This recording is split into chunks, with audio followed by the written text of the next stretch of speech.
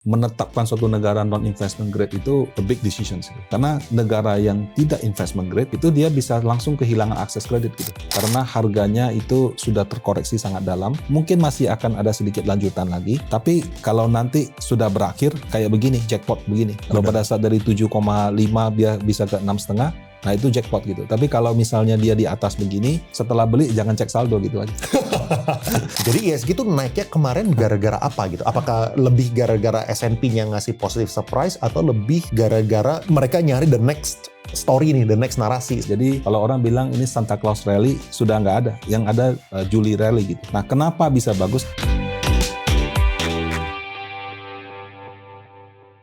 Oke, hari ini kita ngobrol lagi sama Bro Rudy. Tadinya gue ngundang Bro Rudy tuh kira-kira hari apa ya? Rabu atau hari Selasa lah gitu kira-kira. Ini sekarang hari Jumat tanggal 24 ya. Waktu gue undang, tadi gue pikir kita siap selebrasi gitu. Akhirnya IHSG naik 18-20% dari kita punya bottom gitu kan. Soalnya sekarang IHSG sempat nyentuh 6.400, tapi sekarang per hari ini, hari Jumat ya, itu turun lagi jadi sekitar 6.100-an lah saat kita record ya. Kita nggak tahu nanti closingnya di angka berapa gitu. Nah, sebenarnya ada banyak hal yang kita pengen bahas. Pertama itu mengenai MSCI, terus habis itu mengenai S&P. Soalnya kan S&P kemarin ngeluarin sebuah surprise, lalu MSCI ada beberapa peraturan lah, kayak misalnya yang dia punya extreme return, itu apa yang terjadi, ya kan. Dan juga dari kita punya regulator pun mengeluarkan HSC list yang kita lihat tuh jauh lebih banyak dibandingkan sebelum-sebelumnya gitu. Nah, apakah itu sebuah good news atau enggak? Tadinya kita pengen fokusnya ke situ. Namun Destiny mengatakan otherwise gitu ya. Tiba-tiba ini yang terjadi nih. Di mana brand bukan BRN ya, maksudnya harga minyak lah, harga minyak Brent itu tuh naik jadi $100 lagi. Ini kalian lihat ya, udah sempat naik, sempat turun gara-gara kita udah Amerika sama Iran sempat salaman, sempat tanda tangan, mereka pengen ke arah peace segala macam. Tapi peace-nya cuma berlangsung sekian hari, tiba-tiba naik ke atas. Kalau misalnya teman-teman yang nggak ngikutin alasannya apa, alasan di sini ya. Ini gue kasih unjuk 2 artikel. Houthi threats give oil markets a 2 choke point problem. Habis itu ini ya, Houthi says they will hit tankers in the Red Sea widening Iran war. Intinya apa? Intinya itu adalah dulu yang selalu dipermasalahkan itu cuma di sini nih, Selat Hormuz. Gitu ya, di mana minyak-minyak itu udah nggak bisa keluar lagi lewat sini, tapi si Saudi Arabia udah sempat mempersiapkan dari jauh-jauh hari worst case scenario-nya. Kalau misalnya si Selat Hormuz sampai di blok, mereka udah mempersiapkan sesuatu, yaitu adalah dari sini udah disiapin pipa. Pipanya ini mereka bisa lewat sini akhirnya. Jadi bisa nge-bypass si Selat Hormuz. Tapi yang terjadi kemarin, ini sekarang ditutup juga. Ya gara-gara konfliknya itu berlanjut, itu kenapa per kemarin pada turun tuh. SPY turun, emas turun, habis itu Bitcoin turun gitu. Dan ya ISG kita juga mengikuti gitu. Makanya pengen minta pendapat dari Bro Rudy dulu sebelum kita masuk ke topiknya kita hari ini yang semestinya gimana seorang yang nyemplung di fund ngelihat fenomena ini gitu. Kalau Donald Trump sih itu sudah tidak bisa diramalkan. Ya. Dia hari ini ngomong A, besok ngomong B. Dan dalam situasi perang, omongan itu selalu terkesan dilebih-lebihkan. Kenapa? Untuk keperluan diplomatis. Supaya gertak dia. Jadi tujuannya untuk menekan lawan atau menunjukkan ke domestik we are winning gitu. Nah, sayangnya ketika tidak sesuai kenyataan atau ya harga minyak naik. itu jadi tidak akhirnya jadi sentimen negatif gitu. Iya, makanya kemarin menariknya itu ya. Menarik itu adalah kemarin sempat viral gitu di US ya, Department of War-nya minta duit tambahan buat dia punya perang. Ya.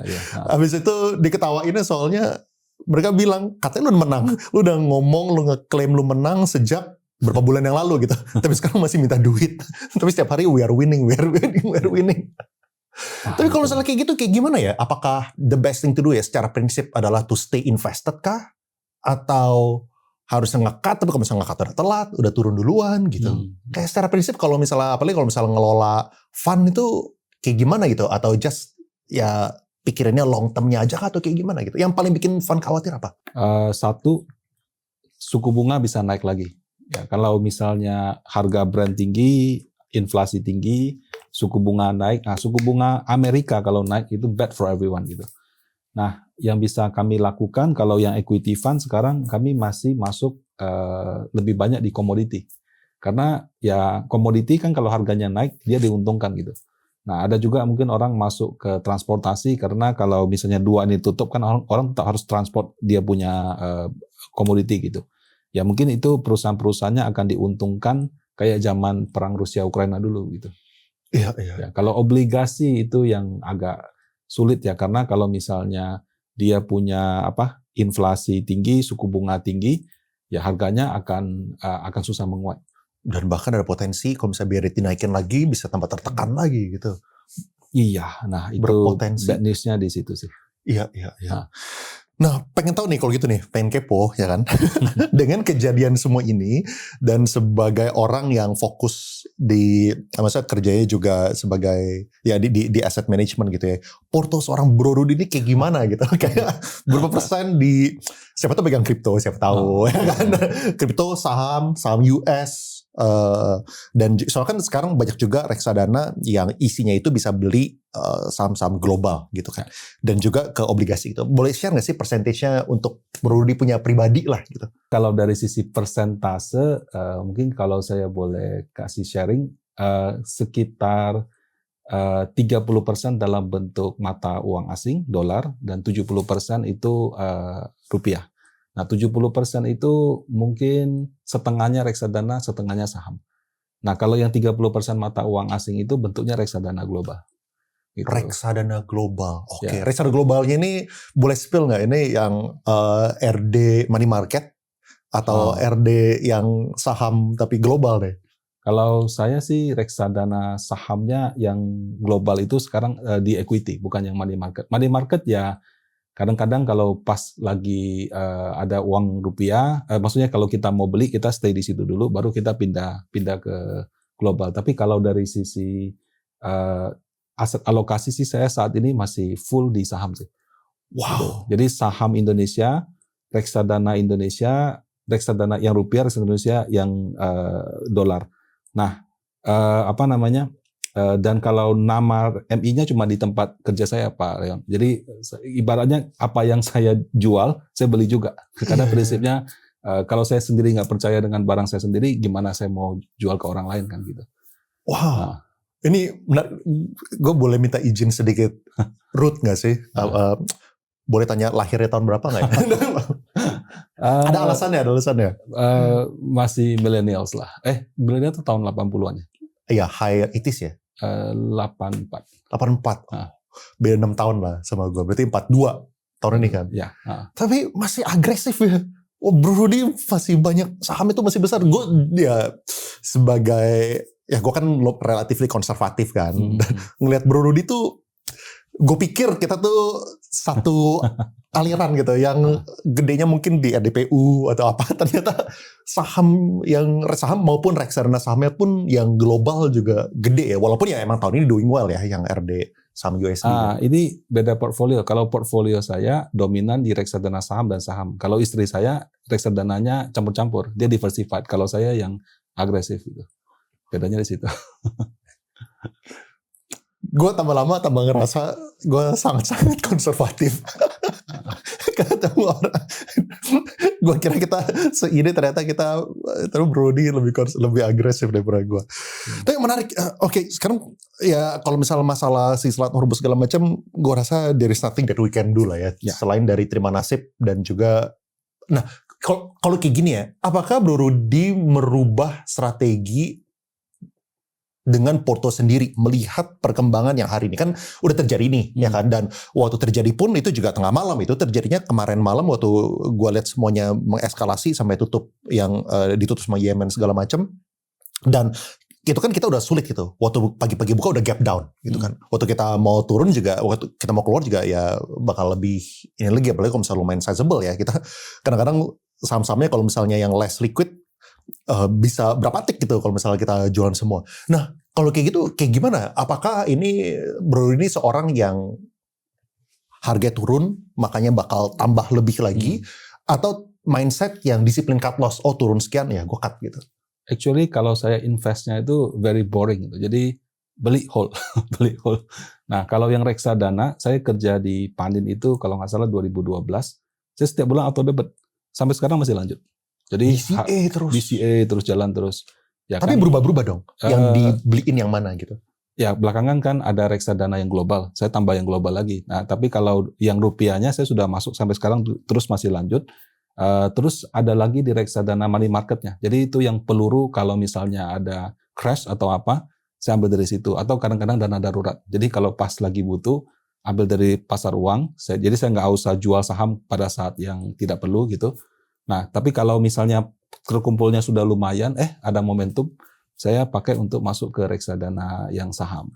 Iya, keluarin dari yang konservatif, pindahin ke yang agresif gitu ya. Betul. Kalau misalnya lagi ada opportunity gitu ya. Ya, kalau kalau itu reksadana ya. Kalau sahamnya malah saya beli hold aja udah gitu aja. Nggak ada trading. Lagi pula sebagai MI ada aturan kalau kita beli saham itu nggak boleh dijual sebelum 30 hari. Nah, itu personal tuh nggak boleh. Jadi saya laporkan dan nggak boleh jual sebelum 30 hari. Jadi tidak memungkinkan untuk trading, scalping atau apa enggak. Tapi saya kalau harus akui, saya nggak jago juga. Jadi mending saya beli, saya hold for long term gitu. Iya. Invest for the long run aja gitu ya. Iya. Oke, sekarang kita move on ke ini nih, S&P nih. Ini topik yang seharusnya, this is supposed to be the topic gitu kan, sebelum disela sama yang lain-lain. Apa indikator S&P, Moody's, dan Fitch dalam menilai Indonesia, dan mana yang paling berpengaruh dari tiga itu? Nah, sebelum kita ngomongin tentang ini ya, boleh share dulu nggak sih apa yang di-announce sama S&P? Soalnya ada sebuah surprise yang sebenarnya surprise-nya relatif positif gitu kan. Ya, kalau rating, jadi ada country rating, ada corporate ratings. Jadi kalau lembaga pemeringkat, kalau di Indonesia Pevindo, dia cuma lakukan ke corporate, dia tidak lakukan ke negara. Tapi kalau yang global, dia lakukan dua-duanya, ke negara dan corporate. Nah, rating itu standarnya sama. Jadi ratingnya apa, sama outlook-nya apa. Rating itu gampangnya adalah kalau kamu pinjam uang, kira-kira bisa bayar apa enggak. Nah, kira-kira bisa bayarnya itu dia bikin jadi kelompok gitu. Triple A yang paling aman. Double A, single A, triple B. Di tengah-tengahnya ada plus, nggak ada standar, ada minus gitu. Nah, Indonesia itu ratingnya adalah BBB, sama dengan sebelumnya. Jadi BBB itu ada BBB plus, BBB, BBB minus. Kita di tengah-tengah. Ratingnya sama BBB, kemudian outlook stabil. Nah, outlook ini yang membedakan S&P dengan Fitch dan Moody. Nah, kalau Fitch dan Moody itu BBB, outlook negatif. Kalau si S&P, BBB, outlook-nya stabil. Nah, outlook itu artinya mereka kan rating setahun sekali. Tahun depan kalau saya datang, saya rating lagi, kalau negatif, most likely kamu akan turun. Tapi kalau kamu stabil, most likely kamu akan sama gitu. Nah, itu positive surprise. Jadi outlook yang stabil itu di luar dugaan karena orang sudah expect wah ini sama nih kayak si Moody dan Fitch. Jadi outlook-nya negatif gitu. Nah, itu kenapa kira-kira kenapa S&P bisa berbeda outlook-nya sama Fitch dan Moody's? Ini dugaan saya ya. Pertama-tama Fitch sama Moody itu mereka periode pengumuman ratingnya kalau nggak salah Februari sampai April. Kalau Februari atau Maret April, antara 2 bulan itu. Pada saat dia datang, kita punya APBN yang 2026 kan baru jalan 3 bulan tuh. Nah, kalau misalnya keluarnya misalnya April gitu ya. Nah itu APBN kita itu kan dibilang defisitnya nggak boleh lebih dari 3%. 3 bulan tuh 0,9. 0,9 kita bodoh-bodohan aja ya. Walaupun sama Pak Purnya dia protes sih. 0,9 kalau kita kali 4 kan 3,6. Jadi orang menduga, wah ini bisa lewat daripada 3,3% gitu. Maksudnya di atas 3%. Terus MBG-nya lagi jor-joran apa semua gitu. Nah jadi waktu itu timingnya di situ. Nah kalau S&P ini datangnya di bulan Juni, publishnya di bulan Juli. Di bulan Juni itu kita punya defisit APBN itu ternyata rendah gitu, nggak tinggi. Saya kasih lihat angkanya. Siap. Nah, jadi waktu Fitch sama Moody datang, asumsi pakai yang Februari ya, 0,53 2 bulan. Berarti kan kalau kita kalikan 6, 2 bulan kan ini kan 3%. 0,93 kalau kita kalikan 4 3,6. Nah, waktu di bulan Mei Juni ini 0,7 0,76. Jadi defisitnya itu kalau kita kalikan 2 itu masih di bawah 3%. Nah, walaupun Pak Pur bilang nggak begitu, ya kan biasanya pemerintah spendingnya itu bisa gede di awal, bisa gede di akhir. Nah kalau dia gede di akhir, biasanya walaupun sampai November bagus, Desember bisa tiba-tiba naik gitu. Nah tapi paling tidak waktu dia datang, situasinya dia punya defisit APBN lebih bagus. Nah, atau mungkin sudah persiapan kan, waduh kaget di sini, ya udah pas ketemu S&P datanya lebih bagus gitu. Iya. Ya. Ini ada orang yang nanya, berarti Budi memberi warning atas risk fiskal karena defisit anggaran, padahal S&P readingnya good. Itu gimana ya? Jadi ini bisa aja belum tentu gara-gara mereka memiliki penilaian berbeda, tapi ini tepatnya gara-gara timingnya yang berbeda gitu. Dugaannya seperti itu. Iya, iya. Nah tapi kalau misalnya dari 3 ini ya, kalau misalnya kayak gitu, apakah ada salah satu yang didengar lebih? Atau 3 ini memiliki bobot yang sama gitu? Apakah S&P itu yang paling ditunggu-tunggu atau sama aja gitu? Nah, kalau kita bicara corporate ratings, itu market share-nya kalau di Eropa ya, itu S&P 50%. 50-60% pakai S&P. Moody sama Fitch itu 20-20 lah. Nah, kalau di Indonesia, Pevindo itu mungkin 90% lebih. Jadi semua perusahaan di Indonesia itu pasti 90% lebih pakai Pevindo. Nah, itu dari sisi country ratings. Corporate ratings. Nah, kalau country ratings itu biasanya nggak begitu. Mereka lihatnya tetap semua. Saya kasih contoh ya. Ini di Bank Indonesia, data BI ya. Nah, BI itu setiap waktu dia publish rating sovereign Indonesia gitu. Ada S&P, ada Moody, ada Fitch, ada RNI. Saya nggak tahu dari mana. Sama yang dari Jepang.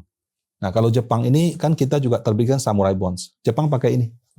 Nah, terus kan kita belakangan mau ke China kan. China kayaknya punya juga sendiri. Jadi kalau di China pakai versi China, di Jepang pakai versi Jepang. Tapi kalau kita bicara investor secara global, tetap yang warnanya 3 ini. Nah, itu yang paling diliatin gitu betul, ya. Betul. Nah, ini BBB, BAA2 itu nggak ada tanda, 1 itu plus, 3 itu minus. Nah, gitu. Ya. Terus gini deh, apakah kan berarti sekarang kan dari 3 ini si S&P yang kasih positif surprise sendiri kan bahwa outlook itu tidak negatif, dia memberikan stabil gitu kan. Ya. Apakah ada studi kasus lainnya di dunia gitu di mana 3 ini tidak setuju? Dan apakah kalau misalnya kita lihat kayak gini, artinya apa nih buat Indonesia? Apakah berarti si Moody's dan Fitch itu bakal mengikuti S&P di kemudian hari, therefore untuk merubah outlooknya dari negatif ini menjadi stable itu lebih tinggi dengan si S&P udah memberikan kita rating yang outlook yang stabil? Ya, pertama outlook itu tidak selalu terrealisasi. Jadi outlooknya dia kasih negatif, kemudian kita do something, ternyata nggak jadi turun. Itu happens. Di Indonesia juga pernah seperti itu.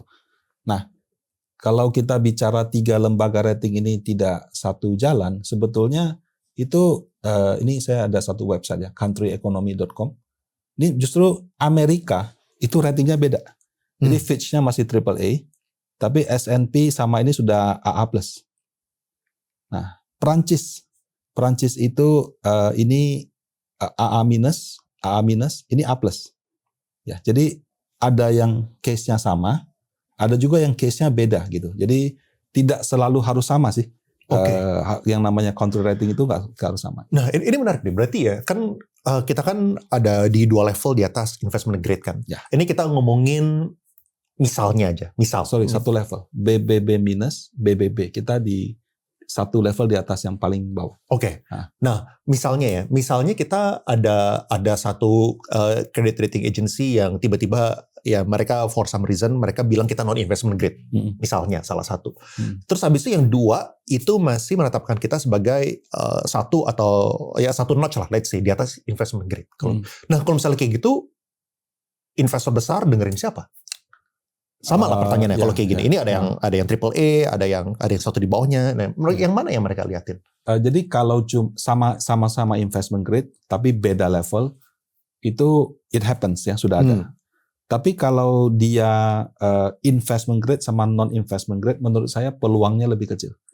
Karena menetapkan suatu negara non investment grade itu a big decision gitu. Kalau misalnya BBB sama BBB minus. Oh ya udahlah, cuma beda ini doang. Tapi kalau antara BBB minus sama BB plus itu big problem karena negara yang tidak investment grade itu dia bisa langsung kehilangan akses kredit gitu. Jadi karena ada fund atau ada skema pinjaman itu syaratnya harus investment grade gitu. Jadi menurut saya ya kemungkinannya kecil. Tapi kalau misalkan terjadi, ini saya kasih contoh ya. Jadi kalau di Indonesia misalnya, Indonesia itu ada 5 loh lembaga rating. Ada Pevindo, ada saya lupa, ada KRI, ada PKRI, ada 2 lagi saya lupa gitu. Nah, ratingnya dia itu menjadi dasar bagaimana harga wajar suatu obligasi dihitung. Nah, saya kasih satu referensi website ya. Itu adalah IBPA atau sekarang namanya PHEI. Oke. Nah, dia itu membuat credit spread matrix. Nah, misalnya 5 A202, artinya apa?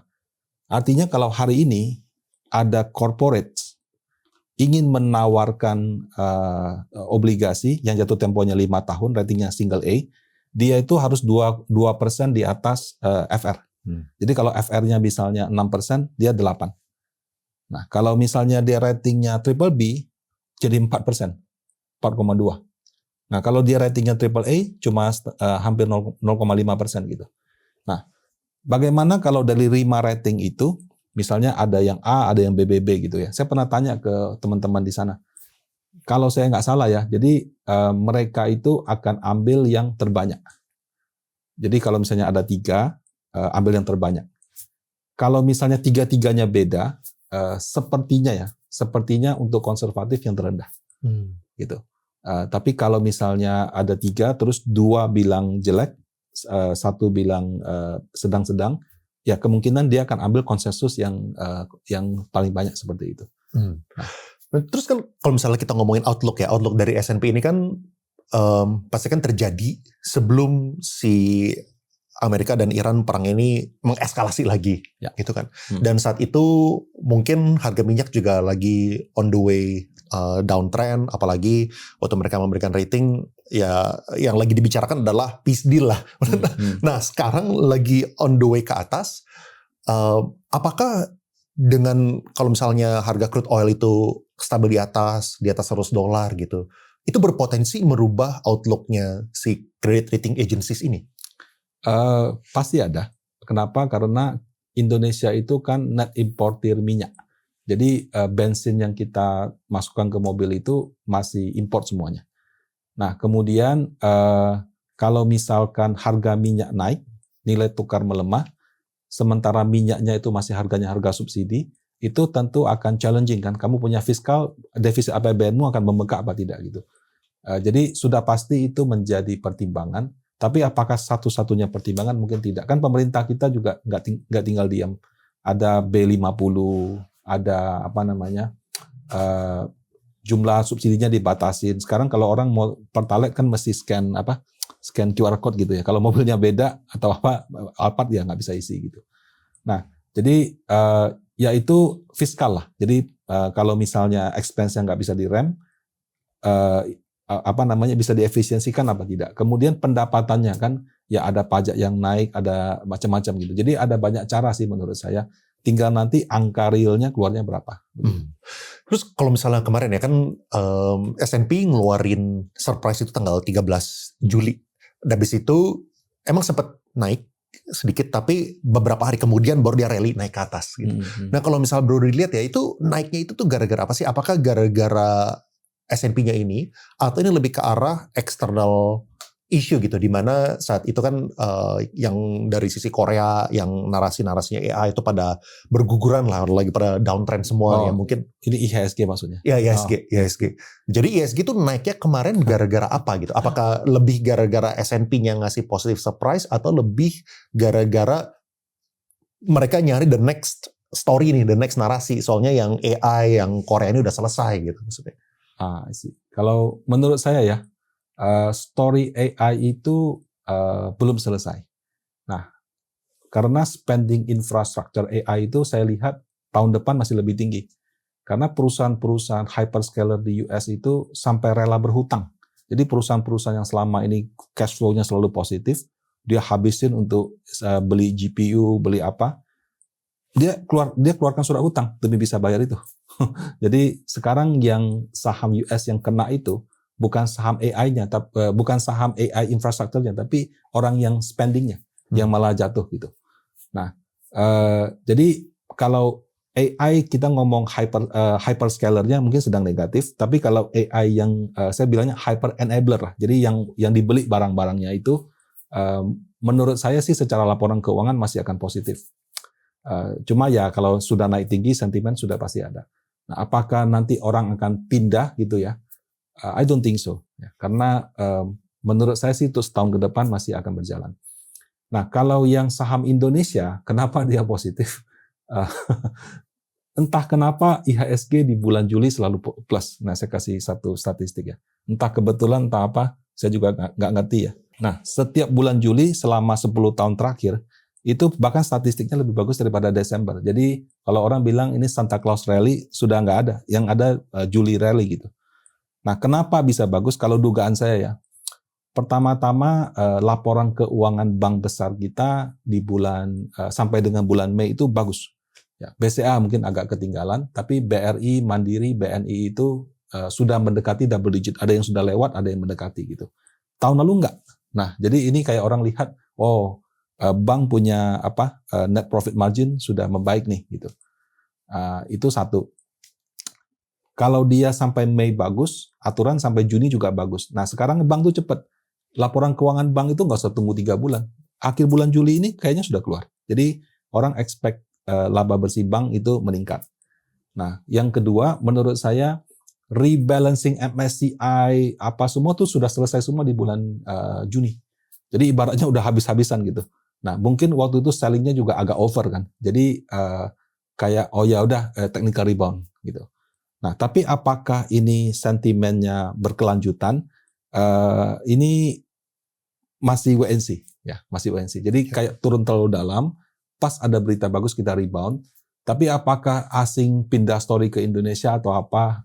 Belum ya. Belum. Apakah ada datanya? Misalnya nih kan kalau misalnya kita lihat ya duitnya asing bisa dari 3 nih, bisa dari saham Indo, bisa dari Sun, bisa dari SRBI gitu misalnya. Nah, fund flow-nya itu kayak gimana sih untuk year to date ya tahun ini gitu? Nah, ini sampai dengan tanggal 21 Juli ya.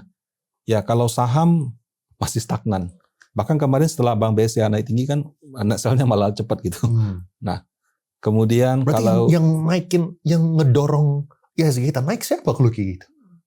Lokal, I think. Ya. Lokal institusi, lokal perorangan gitu. Kalau asing belum kayaknya. Belum terlalu. Gitu. Masih belum ya dari data ya. Nah, kalau obligasi malah turun sebenarnya. Jadi Sun itu sempat naik tinggi, terus ini turun. Kemudian kalau SRBI yang konsisten naik. Gitu. Dan, jadi kalau dari fund flow sebetulnya ini lebih ke nilai tukarnya. Tapi kalau ke saham sendiri, saya belum melihat asing itu do something ke Indonesia gitu.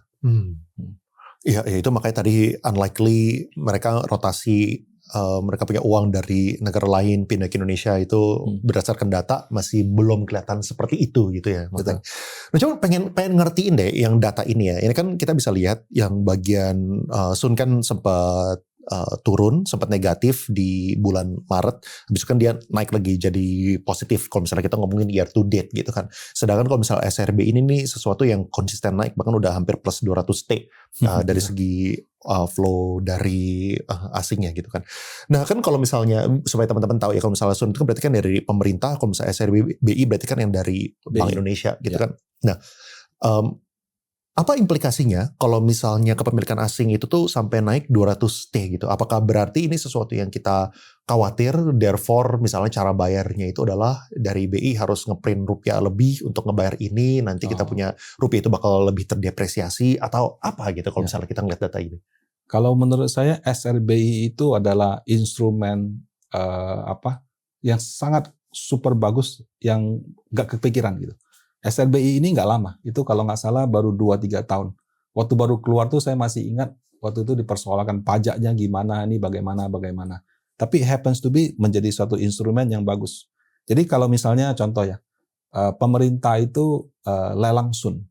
Jadi Kementerian Keuangan lelang surat utang negara. Dia lelang, kemudian dibeli sama primary dealer. Primary dealer itu kayak Bank BCA, Bank BRI, Sekuritas dan sebagainya gitu. Nah, kalau misalnya kita beli itu lewat primary dealer. Jadi kalau saya mau beli pada saat lelang, saya hubungi Bank BCA atau Bank Danamon. Oke, saya mau beli, saya mau bid di sekian. Kalau bid saya dapat, itu nanti uangnya masuk ke kocek negara. Negara pakai untuk koperasi, pakai untuk MBG, gaji karyawan dan seterusnya. Jadi kalau surat utang negara itu pemerintah terbitin obligasi, investor beli itu lewat primary dealer dan uangnya dipakai untuk ekonomi pay something lah gitu. Nah, ketika saya punya obligasinya, saya bisa jual ke A, jual ke B. Nah, itu kayak saham, pindah-pindah doang, tapi tidak nambah lagi ke uang negara. Kalau BI ini unik. Kalau SRBI ini, yang lelang itu Bank Indonesia. Sama, kita lewat primary dealer juga. Ketika kita bid, itu uangnya itu masuk ke BI. Nah, kalau masuk ke BI, ya udah di BI aja. Jadi dia nggak jadi MBG, nggak jadi koperasi, benar-benar kayak diserap sama BI, jadi liquidity-nya hilang dari market. Nah, karena liquidity-nya hilang, itu kayak rupiahnya berkurang, supply-nya berkurang kan, jadi diharapkan nilainya menguat. Nah, jadi itu mekanisme belinya. Nah, SRBI sendiri itu dari mana? SRBI itu adalah Bank Indonesia, dia punya obligasi negara. Obligasi negaranya dia bikin jadi jaminan, dia terbitkan SRBI. Jadi kalau misalnya obligasi negaranya kan 10 tahun, atau 5 tahun, atau 20 tahun. Jadi dia misalnya 20T. Dia jadikan jaminan, dia terbitin SRBI, SRBI-nya misalnya 20T juga. Nah 20T ini yang diserap oleh market. Nah, jadi bunga daripada SRBI ini tidak membebani APBN. Kalau bunga Sun membebani APBN, kalau bunga SRBI tidak membebani APBN. Dia dapat dari mana? Kan BI dapat dari bunga kupon obligasi negara. Dia bayar, kalau ada selisih dia bayar gitu. Kalau misalnya selisih lebih gede gimana? Baru dia cetak uang. Gitu. Jadi, apakah sekarang ada di titik yang terlalu tinggi, makanya mereka cetak uangnya harus berlebihan? Kan kekhawatiran itu kalau misalnya sampai ke arah yang lebih dari sewajarnya gitu. Oke. 7 sekian persen ya. Jadi ini hasil lelang SRBI dari 3 bulan terakhir ya. Nah 3 bulan terakhir itu 56. Nah ini 77, tertingginya 77. Kan sampai Juni kan rupiah masih melemah kan. Baru menguatnya Juli ini kan. Iya. Nah ternyata sudah turun. Jadi turunnya tapi bukan turun drastis ke 69, tapi 77, 769, 767, 767, 764 gitu. Nah, jadi sekarang dia terbitkan dengan rate sekitar 764. Kalau dia misalnya obligasi negara kasih 7%, jadi dia bayar selisihnya doang gitu. Nah, apakah ini problem gitu? Kayaknya enggak sih. Kalau cuma 1-2% sih, itu bukan angka yang besar. Gitu. Iya, iya. Apakah ini problemnya itu bukan dari segi BI-nya, soalnya mereka punya capacity to pay, pasti mereka bisa bayar lah. Tapi lebih ke arah implikasi terhadap ekonomi lainnya gitu. Contoh, kalau misalnya kayak bank-bank let's say kayak BCA gitu ya, mereka punya cost of fund berapa sih? Mungkin ya, gue asal ngomong ya, misalnya 1-2% gitu mereka punya cost of fund. Habis itu misalnya cara mereka mendapatkan omset adalah dengan memberikan kredit buat KPR, buat KKB gitu misalnya. Nah, mereka kan suka bikin program-program tuh. Misalnya program fixed rate dulu gitu kan, 3%, 4%, let's say gitu kan. Ya tentu kalau misalnya kita efektifnya berapa, tapi ya mungkin nggak beda jauh atau tetap lebih sedikit daripada si 7% inilah. Nah, therefore kan mereka bisa lihat gitu, sebagai BCA, ngapain gue kasih pinjam ke orang yang mau ngambil KPR gitu loh. Mereka ngambil KPR, gue kasih rate-nya itu misalnya 4%, 5% gitu kan. Dan itu ada risikonya, bisa kena default pula gitu. Dan harus melewati due diligence lah, harus segala macam. Yang ini bisa langsung beli 7,6% dan juga buffet, bisa beli berapapun. Nggak usah nyari rumah-rumah kayak 1M, 5M, 2M, 5M. Ini langsung beli, prak gitu kan. 200M langsung, 300M langsung. Which is mengakibatkan, apa ya, kayak kalau misalnya kayak gitu kan orang-orang yang mau ngasih pinjam duit, jadinya mereka mikir, plus juga orang yang mau taruh duit di deposito, jadinya mikir, ngapain mereka taruh deposito kalau misalnya mereka bisa lihat gini. Tentu yang bisa beli SRBI bukan retail gitu, institution. Tapi kan sama aja gitu, thought prosesnya mereka bakal masuk ke duit yang memberikan mereka imbal hasil yang lebih gede dibandingkan alternatif lainnya gitu kan. Nah, what does it mean untuk cost of fund kita kalau kayak gini? Ya, setuju sih yang Bro Leon sebutkan. Jadi ini adalah kepemilikan SRBI dari Desember sampai sekarang gitu. Jadi asing itu punya paling 27-30%. Yang paling banyak itu bank. Bank itu punya 615T. Jadi kira-kira hampir 60% SRBI itu dibeli sama bank. Nah, BI saya dulu pernah undang. Jadi kan saya pengurus di Asosiasi PWMII. Waktu itu saya mengundang pejabat dari Bank Indonesia untuk sharing lah tentang SRBI. Jadi pejabatnya bilang begini, SRBI ini tujuan utamanya apa? Bukan untuk kayak surat utang negara. Dia bilang bukan. Tujuannya adalah kalau rupiah melemah terhadap US dollar, supaya rupiahnya menguat kan kita butuh banyak dolar masuk. Saya tawarkan SRBI yang tinggi supaya orang punya dolar tukar jadi rupiah, keep di Indonesia. Nah, tujuannya itu. Nah, kemudian SRBI ini juga dilarang dijual ke perorangan. Dilarang, bukan nggak boleh beli, udah dilarang. Jadi kalau kamu mau beli SRBI, either kamu lembaga jasa keuangan kayak bank, kayak reksadana boleh, ya atau asing. Tapi kalau kamu bukan itu, punya uang pun nggak dikasih, gitu. Nah, dengan dijual ke bank, mereka mengharapkan bank itu bisa jalankan fungsi kayak dia, kasih bunga deposito agak tinggi supaya rupiahnya nggak jadi dolar, atau kalau bisa dolarnya jadi rupiah juga. Jadi maunya dia seperti itu. Jadi kalaupun bank beli, kalau saya nangkapnya ya, mereka expect-nya itu, tolong dong bank kamu tahan uang di Indonesia dong, jangan sampai uangnya jadi dolar ke luar negeri gitu. Nah, jadi tujuannya itu. Tapi di tengah-tengah dalam praktek, benar seperti yang Bro Leon katakan, misalnya saya bank, saya kasih bunga tabungan berapa sih? 2%, 3%. Taruh aja sini, selesai gitu kan. Nah, mereka itu tidak melarang, tapi mereka memberikan semacam himbauan.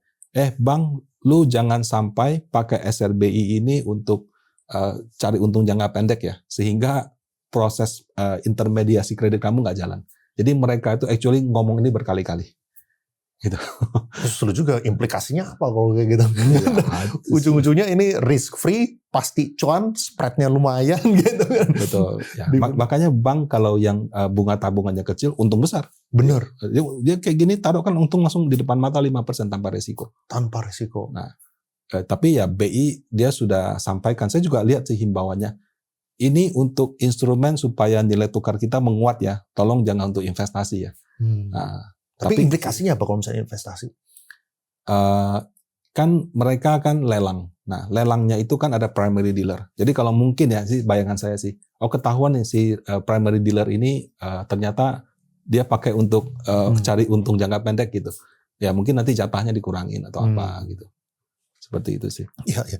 Tapi kalau misalnya kita ngomongin sebagai equity investor ya, pengen tahu deh kalau misalnya kayak asset management tuh lihatnya kayak gimana sih? Kan sekarang kan kita bisa lihat kayak kita punya risk free rate kalau kayak gitu di angka 7%. Iya. Ya kan? 7,5% gitu, bahkan 7,6% itu adalah risk free rate kita. Kalau kayak gitu, kalau misalnya AM itu investasi di equity, harus ngejar berapa gitu to make it interesting dari segi equity-nya? Ya kalau equity kan naik turun lah gitu harga pasar. Nothing we can do kan kalau sahamnya turun. Tapi kalau kayak reksadana fixed income sama reksadana pasar uang tempat saya malah agresif sekali membeli ini gitu. Karena kita melihat bahwa 7,6 kapan lagi gitu kan. Jadi kalau dari sisi equity-nya ya kan kita ngikutin IHSG aja. Kalau IHSG-nya minus ya sudah mau tidak mau biasanya sih umumnya juga minus. Tapi kalau reksadana pasar uang pendapatan tetap instead of deposito, nah kami masukkan ini sebagai salah satu pertimbangan gitu. Iya, iya. Tapi ini kan kalau nggak salahnya dia punya termin juga jangka pendek kan ya. Hitungan bulan kan. 6, 9, 12. Nah, 6, 9, 12 berarti ya bisa nguncinya cuma buat jangka pendek lah. Dan kita nggak tahu nanti 6 bulan sampai 12 bulan kemudian bakal kayak gimana kalau misalnya mau di roll over gitu ya. Oh, dia ini lelang terus. Jadi dia dulu lelangnya seminggu 2 minggu sekali. Terus jadi seminggu sekali. Terus seminggu sekarang bisa 2 kali. Jadi kalau pas rupiahnya lagi melemah terhadap US dollar, jadi makin agresif dia tarik uang gitu. Nah, tapi bisa juga kalau pas lagi libur nggak ada lelang gitu. Jadi lelangnya itu tergantung kebutuhan. Kalau pas lagi butuh rupiah supaya dolarnya jadi rupiah, ya mereka lakukan lelang gitu. Nah, ini kan berarti kan short term obligasi berarti ini bisa masuk ke EDPU, EDPT juga bisa. Atau EDPT, ya pokoknya porsi pasar uangnya reksadana boleh beli. Nah, kalau kayak gitu berarti implikasinya apa nih? Apakah kita bisa expect Ini kan ngasih kan tujuan persen kan. Kan kalau misalnya RDPU biasanya historically ngasih sekitar 45% gitu misalnya. Apakah kita bisa expect kalau gitu RDPU yang subscribe ke SRBI ini performance-nya bakal meningkat, terutama kalau misalnya SRBI-nya tinggi gitu secara proporsi? Oke, nah SRBI ini dia cara kerjanya bukan kayak deposito. Jadi dia itu zero coupon bond. Zero coupon bond itu harganya waktu terbit nggak 100. Jadi misalnya kalau 7,6 ya, gampangnya kamu belinya di harga 92,5. Iya. Jadi kamu pegang 92,5, kamu hold to maturity dikembalikan 100. Jadi selisihnya kira-kira 7%. Nah, terus kena pajak 20%. Kena pajak atas selisihnya. Nah, permasalahannya adalah kurang liquid. Jadi kalau misalnya RDPU-nya banyak dipakai untuk orang switching ke reksadana saham, switching balik atau apa, ini nggak cocok. Kenapa? Karena pada saat kamu jual, biasanya kita harus jual ke primary dealer. Nah itu mungkin harga jualnya bisa bikin jatuh. Nah kalau di RDPU turun negatif, itu kan berarti kurang bagus. Jadi kalau misalnya, kalaupun ada RDPU yang membeli SRBI seperti ini, dia harus antisipasi bisa turun harganya. Dan kalau dia bisa turun, tergantung nasabah kamu waktu beli reksadana ini, dia expect-nya yang selalu naik, atau yang dikit nggak apa-apa. Tapi kalau dia expect selalu naik terus ketemu turun-turun begini, itu segmennya nggak cocok, nggak masuk. Nah itu. Berarti dari segi jumlah porsi, kalau misalnya terlalu banyak bisa mengalami masalah dari segi likuiditas. Kalau misalnya lagi ada redemption yang tinggi, gitu kira-kira. Sama fluktuasi harga. Fluktuasi harga itu matter sekali di RDPU. Kalau orang-orang yang taruh di RDPU ketemu fluktuasi harga, wah itu langsung dia pindah. Iya. Karena dia nggak expect ada penurunan. Gitu. Nah, jadi nggak bisa hajar begitu. Jadi kalau misalnya kamu taruh, let's say 20% di sini dengan 7,6 kan kena 20% pajak, berarti kan kira-kira 1,5, 1,4. Nah, 6, sekian lah, 6,2 gitu jadinya. Iya, 6% something. Nah, tapi kan nggak bisa semuanya di situ. Iya.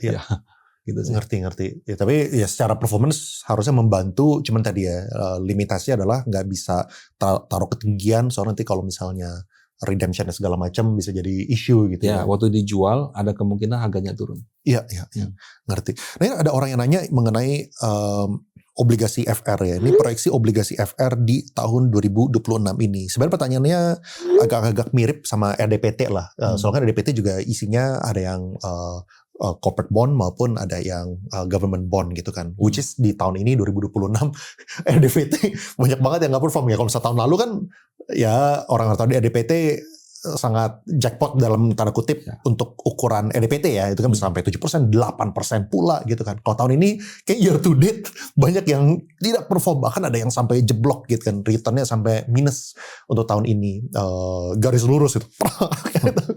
Sampai redemptionnya juga butuh berapa ya? Kayak kalau nggak salah T plus berapa ya? T plus 7 ya kalau nggak salah ya maksimalnya kan. Dia ambil maksimal dari OJK. Which is kalau misalnya T plus 7 kan realistically speaking itu 10 hari kalender gitu kan. Kalau misalnya soalnya kan T plus 7 hari kerja dan lu kan ada hari liburnya ya, Sabtu, Minggu segala macam kan.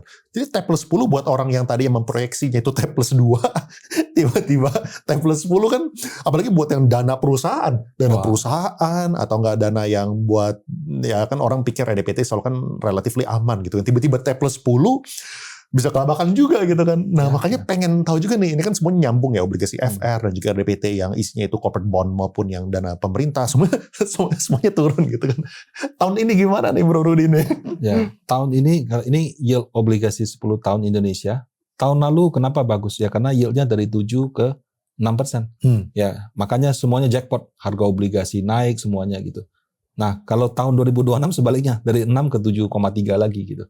Nah, otomatis itu akan terjadi koreksi harga gitu. Ya, sorry, mungkin buat teman-teman yang nggak paham ya, boleh sharing nggak? Kenapa kalau misalnya returnnya itu turun, kitanya malah tambah cuan, dan kalau misalnya ininya naik, kenapa malah jadi rugi gitu? I see. Jadi misalnya obligasi yang 10 tahun, contoh misalnya FR 100, kuponnya itu fix, misalnya 7%, 6,5%. Nah, kalau misalnya kondisi jelek nih, suku bunga naik, berarti 6,5% nggak cukup, dia harus kasih 7% gitu. Tapi kan kuponnya sudah fix di 6,5. Dia mau ngasih 7%-nya gimana? Ya harganya 95. Jadi ibaratnya dia rugi 5% dari pokok supaya dia punya total itu jadi 7% gitu. Nah, sebaliknya kalau misalnya kondisi lagi bagus, orang sudah oke dengan imbal hasil 6%. Sementara kuponnya itu sudah kasih 6,5.